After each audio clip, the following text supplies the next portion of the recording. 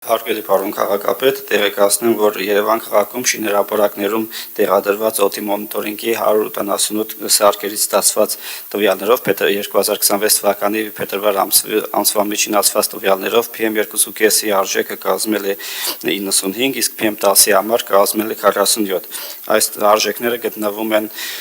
լավ կամ չափավոր միջակայքերում։ Համեմատության համար նշեմ, որ 2025 թվականի փետրվար ամսին տեղադրված եղել 167 սարքավորում, PM2.5-ի համար արժեքները եղել են 109, իսկ PM10-ի համար 51։ Այսքանը, շնորհակալություն։ Եվ ինչ կարող ենք եզրակացնել սրանից։ Այս տարի, պարոն քաղաքապետ, փետրվար ամսի ցուցանիշները ավելի ցածր են աղտոտվածության ցուցանիշները կամ նախորդ տարի եւ ըստ երևույթին դա եղանակային պայմաններով, օդերուտաբանական ընդհանուր պայմաններով պայմանավորված ցուցանիշների նվազում էր։ Պարոն Ավետիսյան, փետրվար ամսին կարող է բոլոր ավտոմեքենաները կանգնեցին եւ Երևանը դարձավ մի մեծ անտառ, որ տենց բարելավվեց մեր օդի որակը։ Սա ցույց է տալիս շինարարությունը կանգնեց, մենք էլ չենք շնչում։ Այս ամենը փաստում է եւս մեկ անգամ, որ մարտածին աղտոտման աղբյուրները շատ փոքր դեր ունեն ընդհանուր գլոբալ պատճառների մեջ։ Սիրելի երևանցիներ, Երևան քաղաքում օդի որակը, ինչպես նաև ամբողջ Արարատյան գոգավորությունում օդի որակը նոյեմբերից մարտ ամիսների ընթացքում մեծամասամբ պայմանավորված է մեր մթնոլորտային շերտի, մթնոլորտային առաստաղի բարձրությամբ, այսինքն սա ուղղակիորեն բնակլիմայական երևույթ է, որը որ հենց այդ շրջանում մեր մթնոլորտային շերտը իջնում է 1200-ից 1200 մետրից մինչև 80-100 մետր եւ փաստացի բոլոր աղտոտումները, որոնք որ արկա են եղել այդ 1200 մետրի վրա, խտացնում են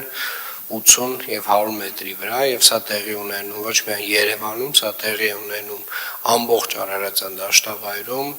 Վեդիում, Արտաշատում, Թուրքիայի տարածքներում եւ պայմանավորված է մեր աշխարհագրական դիրքով եւ բնակլիմայական պայմաններով։ Երևանի քաղաքապետարանը իր հերթին այնուամենայնիվ ձեռքերը ծալած չի նստում եւ տալիս է տվյալներ, բաց տվյալներ Երևան քաղաքում օդի որակի վերաբերյալ եւ տալիս է նաեւ կանխատեսումներ, թե ինչպիսին կլինի օդի որակը վաղը չէ մյուս օրը եւ մեկ շաբաթ հետո, որպեսզի դուք իմանաք Երևան քաղաքում բնակլիմայական պայմաններով պայմանավորված օդի պոտենցիալ վատ թարացումների մասին, իսկ արդեն այս սեզոններին, երբ որ օրերը մի փոքր ավելի տաքանում են, այդ երևույթները վերանում են,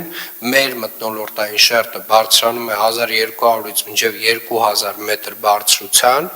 եւ այն աղտոտման մակարդակը, որ մենք տեսանք նոյեմբերին կամ դեկտեմբերին, այլևս չենք տեսնում։ Չնայած որ Երևան քաղաքում ամենաակտիվ շինարարության, ավտոմեքենաների շարժի, մարդկանց շարժի, չգիտեմ, բոլոր տեսակի մարդածին հնարավոր աղտոտումների ավելի ակտիվ սեզոն է։ Եվ սա եւս մեկ անգամ գալիս է ասելու, որ սիրելի երևանցիներ, խնդրում եմ ուղղակի փորձեք լսել այն